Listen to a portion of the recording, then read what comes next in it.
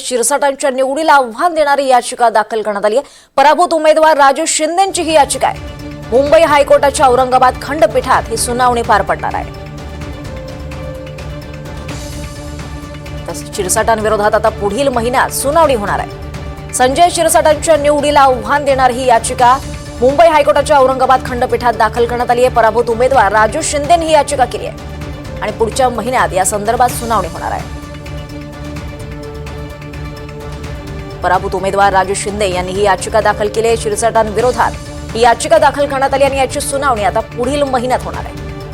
अधिक माहिती घेऊयात आमचे प्रतिनिधी मोहसिन शेख यांच्याकडून। मोहसिन, काय अधिक माहिती आहे? नक्कीच काही दिवसांपूर्वी संजय शिरसाट यांच्या विरोधात ही याचिका दाखल करण्यात आली होती। औरंगाबाद खंडपीठात ही याचिका दाखल करण्यात आली होती।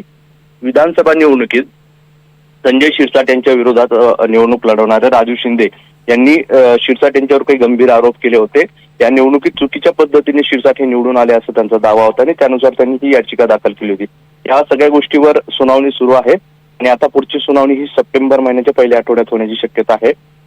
शिंदे यांच्या वकिलांनी काही दिवस जे आहेत कागदपत्र सादर करण्यासाठी वेळ मागितलाय आणि त्यामुळे ही सुनावणी आता पुढे ढकलण्यात आलेली, म्हणजे पुढच्या सुनावणीत या सगळ्या गोष्टी ज्या आहेत तर कागद दाखल केले जाणार आहेत। त्यामुळे आता पुढच्या सुनावणीत नेमकं काय होतं हे पाहणं महत्त्वाचं असणार आहे। मात्र संजय शिरसाट यांच्या विरोधात निवडणूक लढवणाऱ्या उमेदवारांनी ही सगळी याचिका दाखल केलेली आहे। निश्चितच धन्यवाद मोहसिन या सगळ्या सविस्तर माहितीसाठी।